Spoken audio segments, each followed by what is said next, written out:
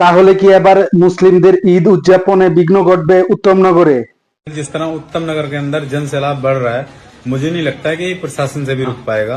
और ये जो 20 तारीख की या 21 तारीख की ईद होगी ये तब होली खेलने के लिए बोल रहे हैं, तो ये सिर्फ होली नहीं खेलेंगे, ये धी बेटियों से भी खेलेंगे, तुम्हें जान से भी मारेंगे, तुम्हारे घर भी जलाएंगे। मैं ये सभी के लिए कह रहा हूँ। और ज्यादा बेहतर ये रहेगा हम अपनी धी बेटियों को सेफ जगह पहुंचा दें इससे पहले और अपने आप को भी सेफ जगह।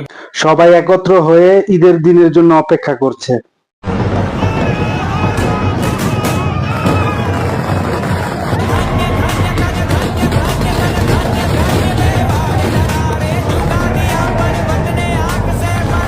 আন্দোলনকারীদের একটাই কথা, তোমরা আমাদের হোলি বন্ধ করেছো, আমরা তোমাদের ঈদ বন্ধ করব।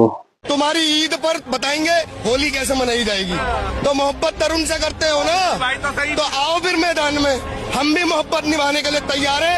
तुम्हारी ईद पर बताएंगे होली कैसे मनाई। তাহলে কি এর মধ্যে দিয়েই কি শুরু হবে গাজাউতুল হিন্দ? এর মধ্যেই 2026-এ কি দেখা যাবে একটা রক্তক্ষয়ী যুদ্ধ হিন্দু মুসলিমের? জানি না, আশা করি এগুলো না হোক। সবাই ভালো থাকুক।